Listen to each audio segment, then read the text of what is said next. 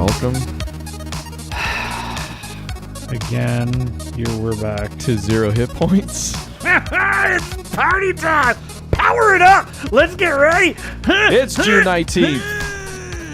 I'm Ryan Miller. Whoa, here he comes. It's Matt Amberg. He's a man eater. Is it too many man-eater references? And I feel like we did one last week. Did you? You might have. I think we referenced Hall & Oates last week. I don't know if you did a man eater reference though. Is there such a thing as too many man-eater and/or Hall & Oates references? You know what? As long as you bring up the mustache on a regular basis, it's all good. You saw them recently. One of them was not as enthused. Neither of them were enthused. They both Really? They were both bored and like they didn't sound great, and it was just kind of like it felt like they were going through the numbers. Like literally, they like. So wait, what? Never mind. I was actually building up to a joke and then I forgot the joke. You know what? That's Zero Hit Points. This is Zero Hit Points. We talk about video games, believe it or not, after Hall & Oates. Sometimes before, sometimes it's a sandwich. We're man-eaters. It's mayonnaise eaters. But this week, again, we're going to do a little E3 catch-up. It's not old news yet, so you've come just in time. And I still have thoughts about Burnout Paradise we're going to wrap that up with a bow next week. So double teased. Wow. Stay tuned. I am chuffed. I am ready. You are gonna be surprised. I can't wait to be surprised. But right now, this is a free podcast, and we're going to talk about E3. You could say this is a free 3 podcast discussion. No. All right. I mean, you could. I wouldn't. We did last week 3.5 stars worth. I mean, that's pretty good out of 5. Press conferences, if I remember. Was it Microsoft? Bethesda was in there. Sure.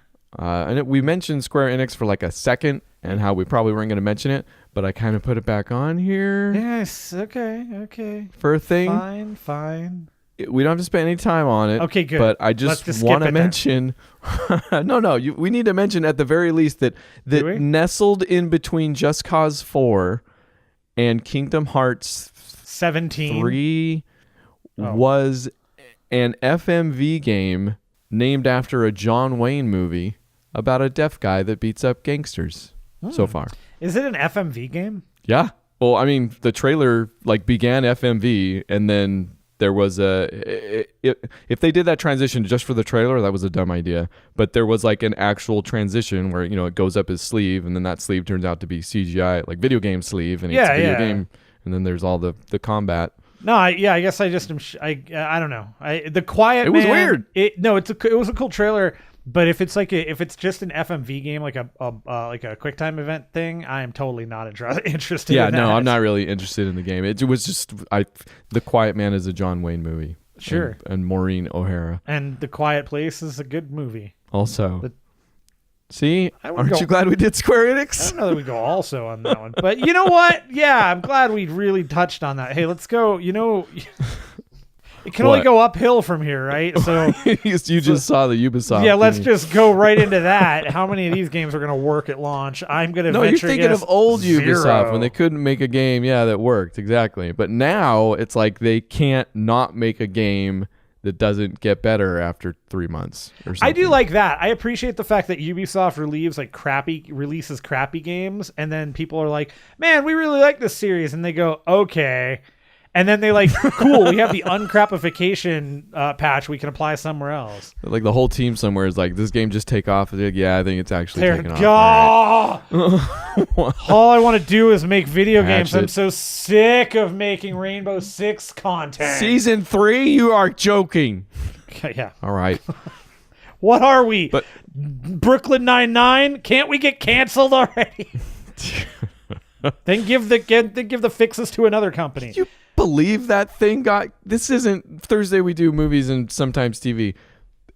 I've just got back into Brooklyn. Can you believe that show got canceled? It is absolutely the least noise thing I can imagine. So the first thing Ubisoft started with was actually, I don't know if it was the first thing they started with, because we're doing the same thing we did last week where we're talking about the things we have something to say about. It might be a sentence or two, but it's not worth a big long list. Yeah, basically what you heard about The Quiet Man, that's what we're aiming for. So let's the just bar. let's just run these down real fast. It at the very least needs to be related to a movie that it's not related to. I can do this. To get a mention, to get even a blurb Yeah, from us. that's true. Otherwise, it's just, hey, this looked cool, and I have something to say about it. Sure. So, Beyond Good and Evil 2. Suburban Commando. That's another movie. Yeah, I isn't it? thought we were connecting them to movies that are not connected to the Oh, I was okay. just okay. Number one, yes, Suburban Commando. Good, Now that good, that's good. out of the way. Okay. This game continues to look stunning. The world continues to look amazing. The characters, Continue the vehicles, to be prequeled. It's a prequel. and it's a prequel. Yes, that came out. I don't know that was ever that had been announced before. I feel like I don't that think was so, new no. information. I didn't know it was that. So now No, we I know didn't. Beyond Good and Evil 2 is really Beyond Good and Evil like 0.5. You're right. What? Yeah. Why don't you go in reverse with prequels, Wiener Schmitz? No, man. Think about it. Yeah. But yeah, we know it's a prequel because she said so on stage, and also because the trailer ended with Jade coming out of a ship in a bad way too, like evil Jade. Right. Angry Jade, and I'm super excited Mm. for it. She's going to be more crimson than Jade.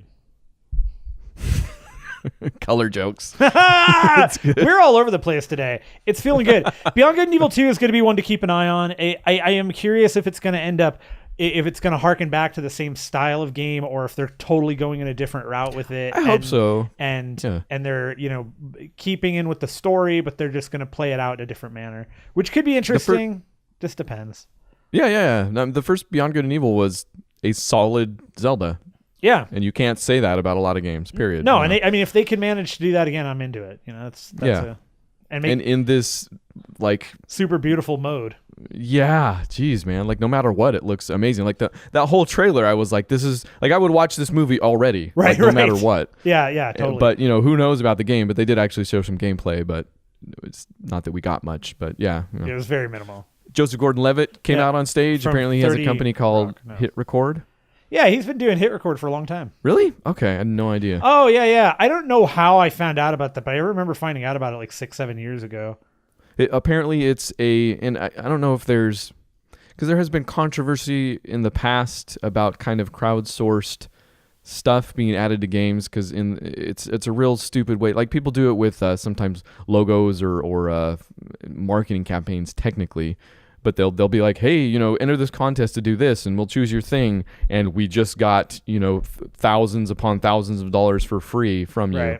Right. Because we didn't pay somebody to actually do this. So I get the feeling that Hit Record is obviously not down with that type of thing. It's this very outwardly collaborative thing that they want people to collaborate. That sounds right. Yeah. I should write these sentences down ahead of time. Script the whole show. That would be better. But so if you have more experience with it, is it like, do the people get compensated in a way? Like, is this? It's open collaboration. I mean, it's like if you're going and sitting down in a room and you've got other people there and you just go, hey, let's work on this together. Okay, we will. That's it. But there's something in place that they'll get paid for doing that. I once don't they've know done how it, or I is don't know this how the more of payment works. I don't know anything about Okay. that. I just know I Okay. know it exists. That's all. Gotcha. I Well, know they're that putting it- it's super collaborative, and it's not supposed to have any limitations on how you collaborate, what you collaborate with, blah blah blah. It's just Gotcha. it's a Well, they're putting it in Beyond Good and Evil 2 in an artistic way at the very least. They say this is their first video game they've done, and there is stuff up on the site, their site, and I would imagine Ubisoft's site, but interesting element. Ubisoft made some two interesting strides. We'll get to the next one, I guess, at the end, because that's the one that I'm most interested in. But Oh, okay. But they made two really interesting strides in terms of working with companies you might not off the bat think of them working with. We don't have to go in order. Let's do Transference. Good segue. I want to see Transference. I want to play that game. I want everything about that. So Elijah Wood came out, and he is one of the founding fathers of a production company called Spectrovision. And Spectrovision mostly has been like, he's been in a ton of their movies, obviously, but they produce some really, really great products, like really great movies and stuff. And they're usually a little more genre-y stuff. So you get a little more sci-fi, a little more horror stuff, a little more. But he came out and they started, I guess, they're working now with Ubi to make a game called Transference, which is about like going into your own mind and trying to figure out what's blocking your the way to be happy or something, because it seems somebody's mind. It seems like it's very much so about depression and figuring out family. And the thing that I really liked about it was, if you're a dinger like me and you like movies like Blue Ruin or Green Room or I Don't Feel Home in This World Anymore, you'd recognize the guy who's doing all the talking and right in the middle of the screen is Macon. No way. It's Macon Blair. Is it really? That's Macon Blair. I did not recognize him, actually. Yeah. Yep. Macon Blair, who I am, I'll see. That was the kicker for me was I was already interested because it was Elijah Wood, it was Spectrovision, but then I see Macon Blair as the actor. I'm like, yeah, no, I'm in 100%. Like, well, he's got lots of facial hair and glasses and longer hair than last time I saw him. He looks bald last time I saw him. He looks a little, yeah, he was bald last time I saw him. He looks closer to what he looked like in Blue Ruin than he does like Green Room, but. I didn't recognize him, but I did think, man, thank you. They got an actor for this thing. Yeah. Like I could not see the, like he's doing good enough. It literally just looked like, and it's not FMV. It's digital. It looks like it takes place. It does obviously take place in like this in between digital and it's a VR game but they said there will be a traditional game for it as well. Right. But it looks like you're inside the mind is the kind of VR video game thing. But then when Macon Blair's talking to you, it's not FMB. I keep saying that, but it's just because it's actual video. It's whatever that's called in the real world now that I can't remember. Mm-hmm. I'm just going to let you go on it for a little while. We'll figure it out. Yeah. Twisting in the wind. Yeah. It looks good though. It's interesting. He has this little spiel at the beginning about how he's sorry that things didn't work out and that he wasn't the best dad in the world, whatever. I can't wait to see this. I can't wait to play this to see what this game turns into. I hope this is not one of those weird connective games that they work on with Spectrovision and Elijah Wood's a gamer and I hope this is not one of those just, oh cool, they got together and they made a piece of crap that barely floated in the toilet. You know what I mean? No, I mean it seems like it's in good hands. I think what you're alluding to is that when movie guys and video game guys seem to get together, it's never in a way that seems to pan out. Like it's always the movie guy doing something in a video game that's really just a movie. Like nobody seems to know how to put them together in a way that's like, okay, you get something, not just, what you've been doing all along. Right. And it's one of those things that keeps coming back to, and I mean, we're going way off course with this, but it's one of those things that does, sure. It comes back to that whole directors of video games and directors of games seem like they do very similar things, but it's very, very different. But they don't. Yeah, exactly. And I think I mean we've seen this numerous times. Del Toro, I think, has run into this even with Kojima, which is like he has a vision and how do you direct us and you go this way, and Kojima has this other direct vision that they kind of intersect, but they just never works. And I feel like they get along great as friends. They get along great as idea men. But when you try to get them to work together, like I think those ideas are so polar opposite that's part of the reason it never works. Yeah. I'm sure that they can get something out of the two of them. But I just feel like you have two directors and that's a case here, where it's harder than anybody thinks. Right. And then, okay. So I want to jump forward here for a moment because then even more forward. Ubisoft did something like this is like crazy to me that Ubisoft is now going to go fight with Rare and Microsoft, and I'm really fascinated by this because they're releasing a pirate game, right, called Skull and Bones, and I just this is one of those cases though where I look at this game and I wonder why. Well, I wondered why when because they had the teaser probably not much more than that last E3. Yeah. And it was kind of just looked like they took, which they did, like reportedly actually take the boat tech out of Assassin's Creed and build it up. Right. So it actually technically is that, but that just never sounded like that was a fun addition to Assassin's Creed, and I enjoyed it, but in one game. Like I don't think I even engaged with it that much in the next game it showed up in. So I was kind of like, and it's an online thing. Like it was kind of and great. What I'm getting at with everything they're showing, it looks like this actually looks like it's the competition between Fortnite and PUBG. Where it's Sea of Thieves versus this. Like they look very similar, and maybe Skull and Bones ends up having a more narrative approach that doesn't involve like where Sea of Thieves is just kind of you're thrown in here, do your couple things that you can do, and then you know. But this certainly seems more along the lines of Sea of Thieves than it does a full narrative, and even then, if it's online, I am not sure that a full narrative is going to make a whole lot of difference with that. No, yeah. If there's like, narrative at all, it's going to be one of those things that's, like Destiny. Like it might be cool and fun, but it's really just to get you into the end game, which is to go forever until you hate yourself and or it. Mm-hmm. Hopefully both. That's. But they showed a lot of it, so it was it answered a lot of questions, and I think, I still think it's obviously similar to Sea of Thieves on its face because it's pirates and it's boats and all that stuff. But I think where Sea of Thieves kind of zigs, this one zags type thing, Sure. If to use a stupid analogy. No, and that's 0 HITpoints. But yeah, it's good. They showed, the heads up display. They showed lots of PvP. They showed a lot for a while. So it's definitely gave a better view of what that thing is. And it looks good, but I mean, every Ubisoft game kind of looks good from an interface aspect. Well, from the E3 aspect, I mean, gosh, like never forget, never ever forget the Watch Dogs conundrum, and make sure we hold them to that standard forever. They know how to make a showing, and they know how to make the sheen on a game look great for sure. Yeah. And by the way, I just want to point this out. This is, I think, the first year in a long time that they didn't have Aisha Tyler host it. Did they have her last year? I feel like she hosted. Maybe it's 2 years ago. I feel like she showed up last year, but I don't think she hosted. That's weird. Because it was like it was this year, except Eve was out there a lot more, I believe. Yeah. Okay. So maybe it was 2 years ago.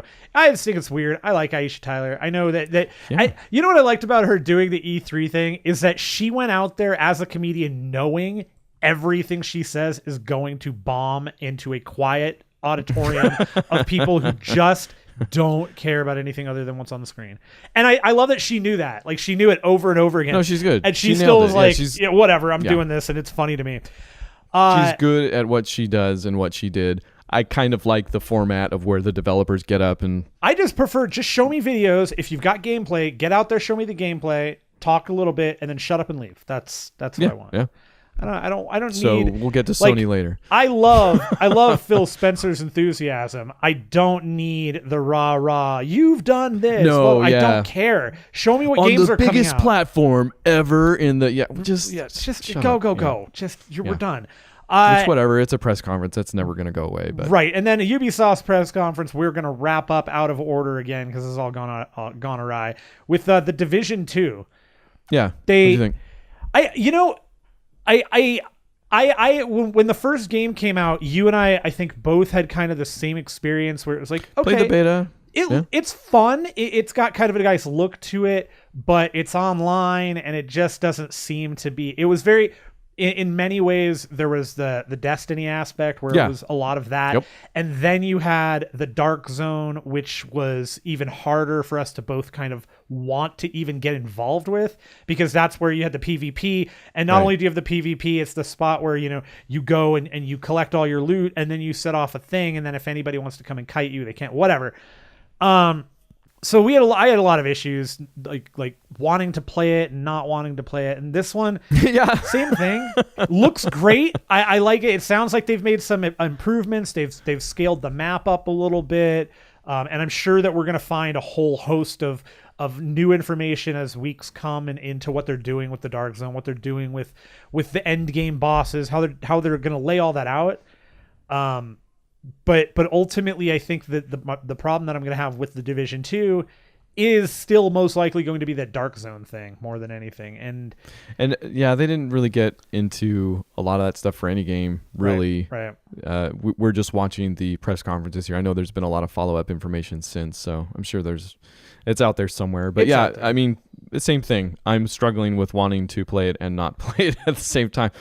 It's still weird to me because I feel like I'm just getting worn down or something like that after being interested in Anthem and now kind of interested in this too. You know, it's I don't know. Like I still dislike the idea of games that just go on forever, you know, the games as a service thing, but I mean, it's every game to some extent. So I feel like if I'm not playing one of them, I'm not in the now to some extent, which is a stupid reason to play a game. No, for sure. But I mean, I get the That is real dumb. idea that these things don't exist ever again in this way type thing. You Right. know? And I guess, you know, more than anything, I think that, and you know, correct me if I'm wrong, but I get this point of where I don't know that single player narratives will ever truly die.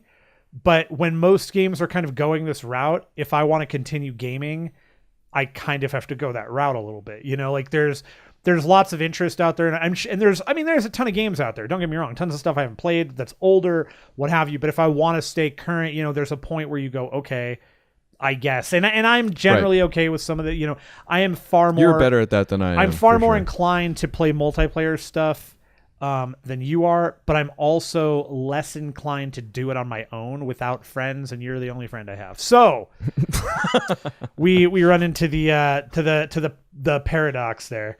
I mean, there's no world where I buy Anthem and The Division 2. No. So it's kind of like maybe at some point I put all these things in a pile and say, okay, which one am I going to pick? Right. Like that, maybe, but. We'll see. and I mean the online thing, you know, it's always tricky. So let's definitely move forward and talk about what happened at the PC gaming show with Maverick's Proving Grounds, a game you will certainly be highly interested in. Okay, that's on there because it's the one I've heard about it without hearing the name ever. It's the 1,000-player battle royale thing. So right now they've got it set up. It's doing 400 people. Really? Okay. They're going to do 1,000 on release. I cannot even a little bit want to, like, there is no part of my soul or body that's like, that sounds like a fun and a good idea. It does not sound like a fun, good idea. No. Well, I mean, part of the battle royale thing, I think also part of why Battlegrounds hit so hard was that there was a get in, get out, like quickly thing. Like when you die, you can get right back into a game within minutes. Well, and I mean, I'm sure that'll happen here because you're surrounded by 1,000 friggin' people. It's just really? gonna With 1,000 people, that's got to put a little bit more time on the respawn. Yeah, I think it would take less time. I feel like you got 1,000 people. Once that map is 3 times the size, 4 times, 5 times the size of PUBG, you just gotta have a lot of people like, oh, there's gonna be bullets flying everywhere. Well, caught stray one right in my eyeball. Restart. Like the winner of that game is going to be a winner on accident every single time. And it's going to be somebody that is hiding under the map in a glitched way that they're never going to win again after it's patched out. So you make a good point. I know. When is you said they're up to 400. When is their Oh, I don't know that they release, actually put supposedly? a release date out on it. Yeah. Okay. I just saw that they were. Oh, that's right. This is the PC gaming show. I forgot. No game ever gets released. So everything is Yes. early access. Right. The other thing I have to mention, because it's literally called Maneater, Yeah. Hollow Notes is the open world action RPG where you play as a shark eating people. Yeah, I don't know what this means. I really, really want to check this out though, because I kind of think From the makers of Killing Floor that I mentioned. So you did not. Even more interesting. But what I'm fascinated by is if this is going to end up being a game like Goat Simulator, except you're violently eating people instead of just riding bikes. You know, it kind of did. I don't think it's a sim game at all, but it did totally have that feel. Like they're leaning into that. When it gets up onto the beach and it starts flopping around, Yep. I'm like, okay, to eat people. do we have some physics going on here where I can bounce around for a little while before I have to breathe again? It's like the opposite of every video game where you have to go back in the water to get your health. Can you just continue on land, like hopping around eating people from Yeah, house like to house? after X amount of people, you evolve and you get legs, and then at some point, can like you get legs? Ring doorbells, and then if you're land shark, and then at the very end you become king shark from Flash. All right. So you're in a show for like 30 seconds until the budget gets bigger and they Yeah. can do an entire episode. No, it's terrific too, because what happens is your character goes from looking really good in the game to looking like bad CGI. It's awesome. Yeah. Man, that one episode where he gets sucked into the portal, like I've never seen, and it's that show, but I've never seen worse CGI in a TV show. The worst CGI I've ever seen in a TV show, period, at this point comes from The Walking Dead, and I think it was last season, or maybe it was the season before with the really? with the deer. There's a deer that just looks like what was happening. Who did that? And it looked like it was so bad that it looks like there's and it's in a weird place too. It's not like the trash with the trash people, but it's like it looks like you can see the green screen there, and like they had like that's how they implanted it's awful. Man, you see that, I'm gonna be like, oh dear. So that was Maneater. And then I gotta say, so the next game that the PC gaming show, I'm gonna venture out here and I'm gonna say maybe my favorite looking game. Absolutely. In that out of everything That's we've right seen. There. Anything at E3, yeah. Look of the show. Sable. This game has totally that super like clean line, very very comic book clean line, cell shady look to it, and it's really hard almost to explain.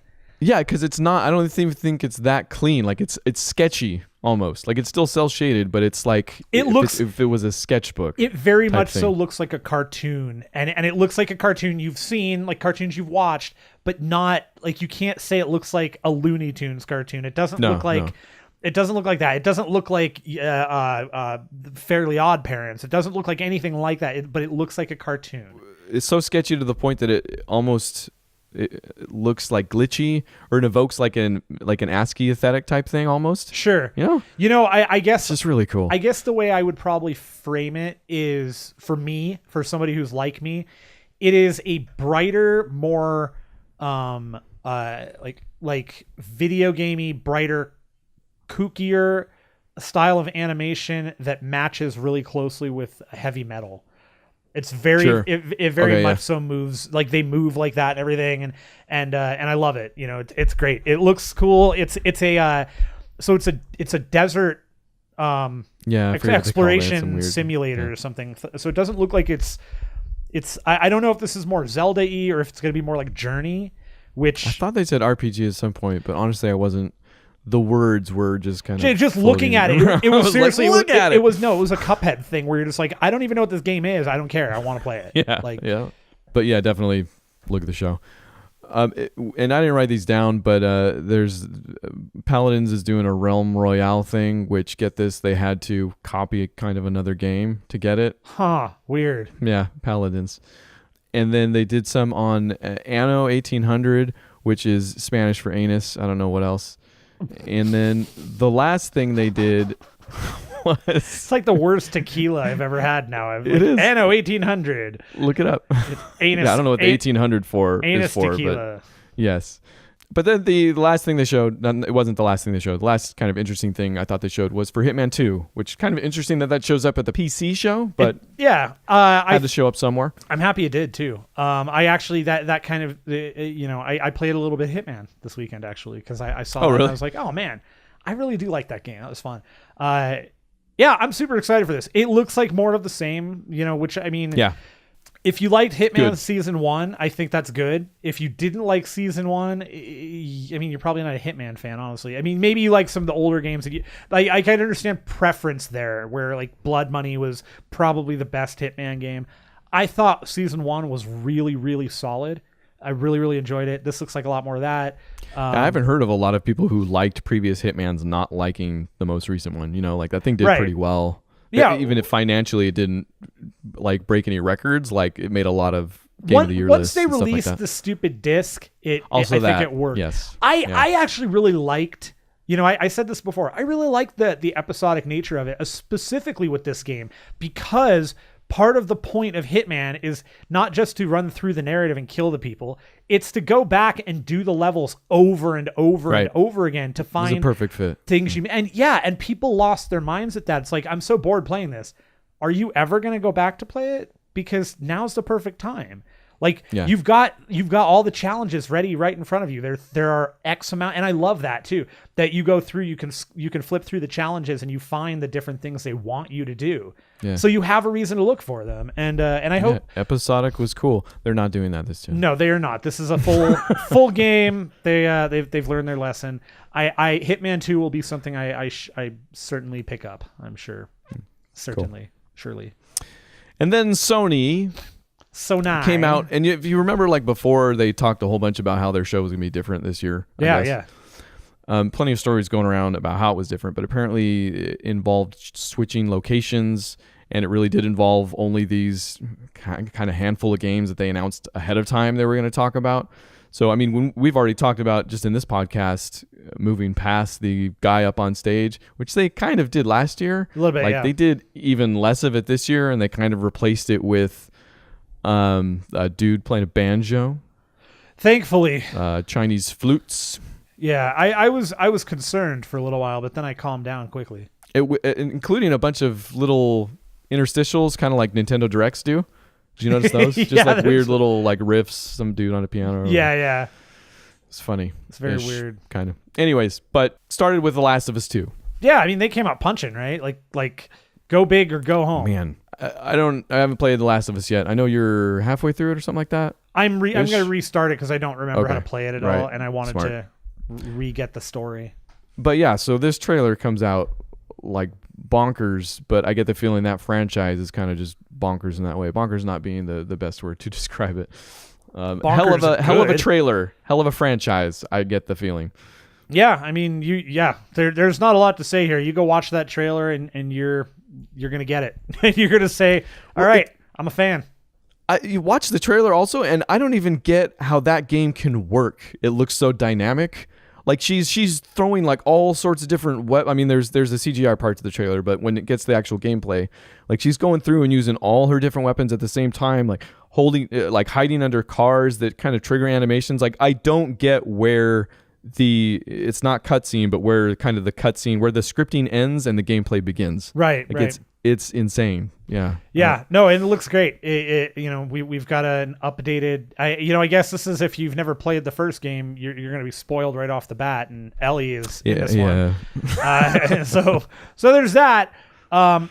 It looks great, and my guess, what it comes down to here is I want to play that first game and see if I love it as much as everybody else did. Yeah, I really need to. Or if it's, I don't know, Tetris. Good segue. Yeah. Tetris Effect, even Tetris Effect. Yeah, what? Why? Just.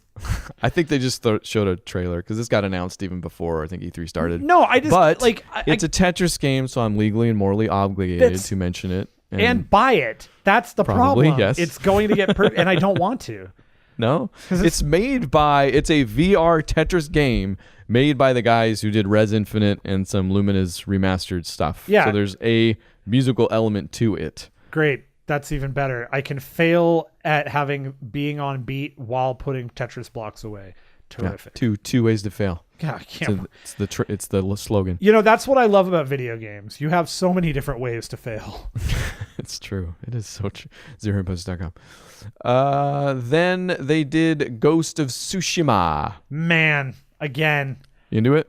Super into it. Yeah, definitely. Did you get the combat? Like the combat is so different from video game combat to me because he's like one hit killing dudes. Like it's samurai cinema instead of like video game. Like video games, your samurai sword and you're hitting a guy like 30 times before he goes down, watching the health bar goes down. Like this guy's taking on a couple guys that come at him and he just one hits them like you see in the movies, like using the same technique, choreography that you see in the movies too. Like it looked really cool. No, so I'm really into that. And I hope that kind of makes it a, I don't want to say it. I don't want to back myself into a corner on this one because I don't want it to be like a universal thing where it's single hit, you're dead, But I really, really like the idea of you being slightly more powerful against smaller enemies. Like it reminds me of the 8-bit days, right? Where you'd start a game And throughout the game, there's always the little enemy that takes like one shot and they're gone. They flash and they disappear. Right. And then you have like the same character, but he's a reskin color. You know, it's like Shinobi. All the ninjas wearing the black gi. You know, one star kills them. But then the white ones you had to do 2, and the red ones was 3. Like that. I am so into that as a... There was a little bit, like, it wasn't all one-hit kills. Like, there was some where he went back and forth. And the setting is way cool, too, because it's taking place during Mongol invasion in the country. Like, they're on a farm. Yeah. And it's total, like, Seven Samurai stuff. Yeah, no, I'm into it. This between this and the other samurai or ninja game that's coming out, I'm pretty excited for... The From Software one. Samurai. Oh, right. Shadows Die Twice. Shadows Die Twice, right. That's right. Yeah. Pretty excited. Competing samurai games. It's good. You should probably watch Ronin. Because you know what's going to happen. We should not. But it is definitely going to totally kick off I'm going to get an itch to watch all sorts of martial arts movies. And there are a ton on Shudder right now. I have had Seven Samurai queued up ever since we a couple shows ago did Magnificent Seven, and I watched the remake and the original of that. I have Yojimbo, just a bunch of old Criterions of that freaking guy. I can't remember his name now because I'm so cool. I went to film school. Kurosawa. Idiot. Then they showed a new game from Remedy. Are you interested in this game? Yes. I've already pre-ordered. I pre-ordered it the minute I saw Remedy's name. If you could, I wouldn't put it past Look, you. Remedy, or me, Remedy. I've said this before. I'll say it again. Remedy gets a pass from me on everything. They always get the benefit of the doubt. They have not released a game I have not really truly enjoyed. And oh yeah, you want to know how bad we are? We like Quantum Break quite a bit. Liked it a lot. I love that game. I thought it was a lot of fun. Really enjoyed the story. I know we had disagreements on the TV show aspect, but you thought it was bad. I thought it was really bad, maybe, or you thought it was good. I thought it was less good. Yeah, it was either way. But I still liked it. So but whatever. it was like a terrific addition. It made the game really unique and interesting, and Control definitely seems to have some some DNA from Quantum Break DNA. Definitely, absolutely. It looks like it's got some of the time stuff in it and the movement and all that, but it looks like it's jacked up. This actually kind of looks like Max Payne and Quantum Break punched each other, and then this is what happened. See, I was going to say Alan Wake in Quantum Break. And Alan there's Wake, an eeriness to some of it that they're doing this time that they definitely didn't do in Quantum Break. See, I feel like in what we've seen, the gunplay and the action feels... I mean, and maybe you're right. Maybe it is a little more Alan Wake action, but it kind of... I don't know. There was a moment there where I was like, oh, is this going to be like kind of Max Payne-y with... It's darker. Maybe that's where we're going. Right. In any event. And I am there for it. Oh, yeah. It looks fantastic. The gameplay, you get the feeling we know what it is, but... It also won something at E3. It won something like maybe... Oh, did it? I don't think it was Game of the Show. Was it playable there? Like people got hands-on with it? I think so, yeah. But I know they got something. I saw it on Twitter yesterday that they said, thank you for giving us this award and whatever. Freaking into it. Don't care. Yeah. Like, it's going to be... And that's 2019, so that's 2020 something. Yeah, I'm excited for the game delays too. Speaking of game delays, I have every expectation that Death Stranding will never come out because I legitimately Kojima said that he's got this, he's having this I think he's going through a midlife crisis phase. Yeah, no, I think he literally is. Like he keeps talking about how, well, you know, I'm in my 50s, I'm going to die soon. So I want to make sure that this game is like... Is he really? Yeah, no, he's said it, and he's like, I want to make sure this game is like, if this is my last game, I want to make sure it's the best game I've ever made. And I maybe he's taking that mindset to everything. But when you have a game called Death Stranding and he's sitting there going, I'm dying, we're all dying, like, you got to wonder, does he know something about, like, are we going to find out this game's going to come out? He definitely knows something. No, I'm curious is Kojima going to pull a Bowie here where he knows all this stuff, he's putting all this layered things about his life and what he realizes as he's dying into this game. He's going to die, he's going to release, and then, you know, in months, everybody's going to go, Black Star is maybe the best thing David Bowie ever put out because holy crap, he knew and he was talking about it, and it was his way of like, and we're going to find out that Norman Reedus is like the cancer inside of of Kojima. Let's just put it this way: it would be the least surprising thing I've seen about Death Stranding so far. I call it Ghost Stranding. It's fine. It looked like they showed a little bit of gameplay where a lot of gameplay actually. But it's like, I mean, okay. They showed movement in-engine, I should say, in the game. Yeah, they showed in-engine stuff, but like nothing. None of it makes sense. Like so far. No. Don't be ridiculous. The only thing I ascertained from that is at some point you're going to be moving through the open world, because I'm guessing it's going to be an open world. And the Death Stranding things that keep popping up, if they touch you, you die. That's what I've got. You did see the Death Stranding. Yeah. Like, there was actually a lot of it. Like you got a lot. I don't know if I know more about it than I did before, but there was a lot of it. I feel like I know less, but more. Yeah, that's probably gonna hold true for a while. There's probably stealth to it. There's third person to it. There's Norman Reedus to it. Yeah, there's weird infants in Norman Reedus. He did bust out the fetus at the very end there. Oh, I guess the Reedus fetus. Yeah, it's very close to. It looked like it had grown, I should say. How's the Reedus fetus going to treat us? Will it please us? Yeah. You know what will please me? Day one, Spider-Man. Oh, really? You're oh, over the man. hump. After watching all that, yep. I'm way nice. in. I mean, I was they have pretty day one before. Everything that was great about Spider-Man 2, which going back here, the first Spider-Man game that came out for the PlayStation was pretty good. It was better than most every other Spider-Man game that had come out before that. Spider-Man 2 though was where it was just like the movie, man. Like everything they did, they upped the value and it worked out better. Spider-Man 3, it was the same thing as the movie. It just kind of went nah.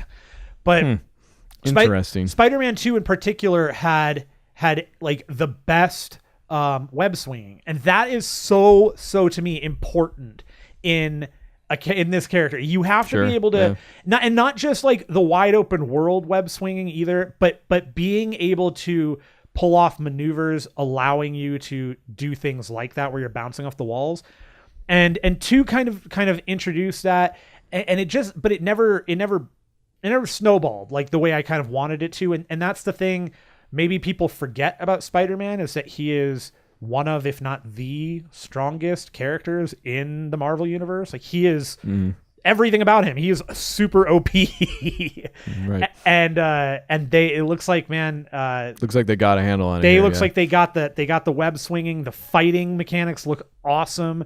It sounds like they got the right voice actor too. I'm not sure who's doing it, but the quipping is good, and the quipping and thwipping. That's what we say. Very nice. Yeah, all the reports coming out is that, you hear Spider-Man 2 a lot as far as the web swinging goes. Yeah. I guess that's the gold standard. Cool. I did not play that game, but I trust.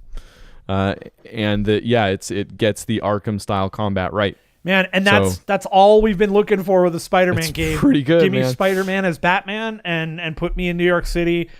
Throw me some... I will say there is...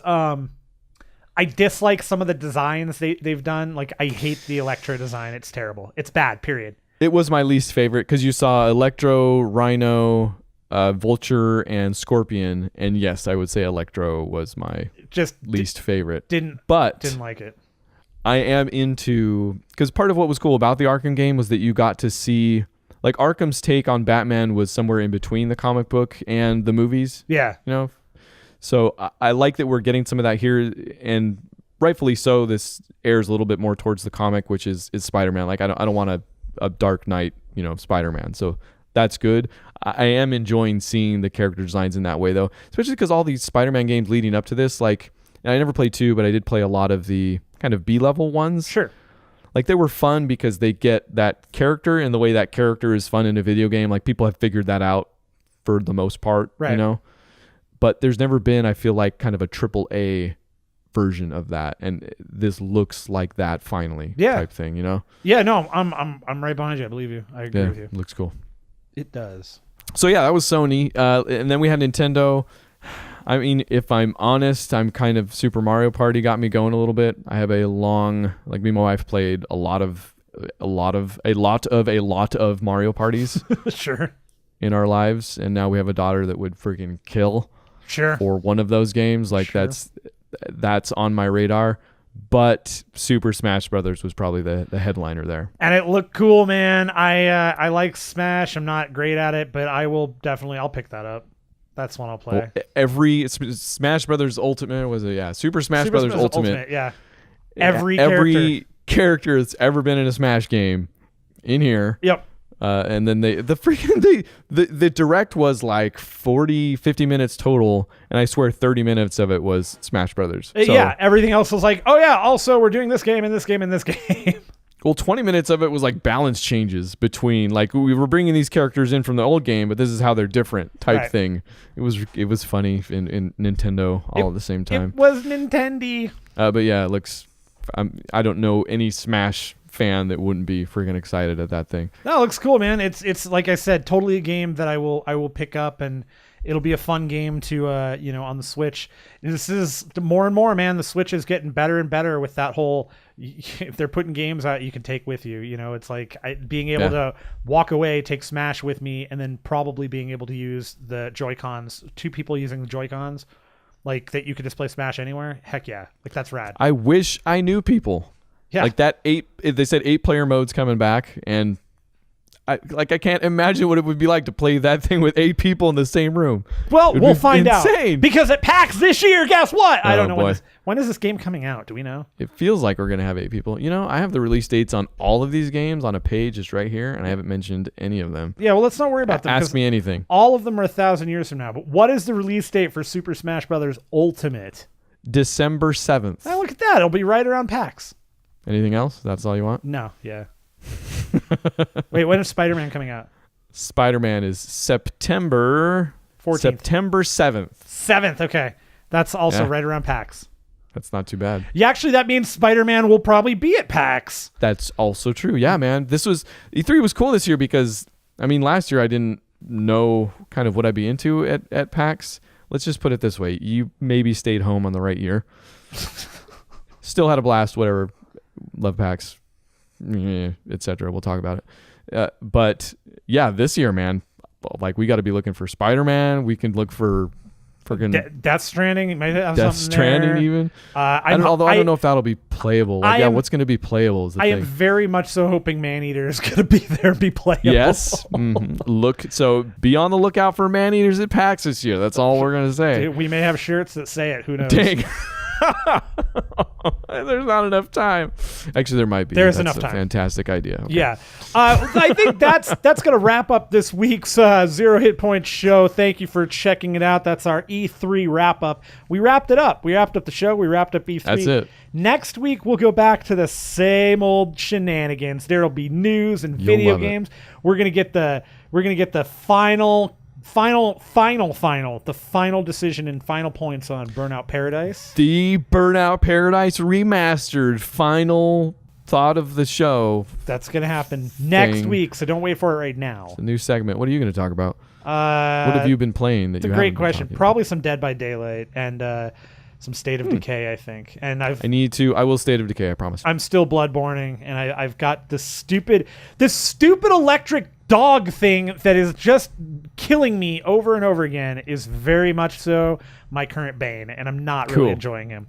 Stay tuned for Electric Dog Thing. Yeah, Electric Dog Thing. Hey, come back on Thursday for Book Club for Movies. This week we're going to talk about the gavel basher, Michael Clayton. Yeah, it's going to be interesting because he doesn't bash gavels, number one, but also it's one of my favorites, and you've never seen it, so... It's going to be a good discussion. It's streaming on Netflix, so go check that out. Next week, we already told you about those video games. We will be back. If you have questions, you got concerns, you got comments, mostly concerns, I'm sure. Podcast at zerohitpoints.com.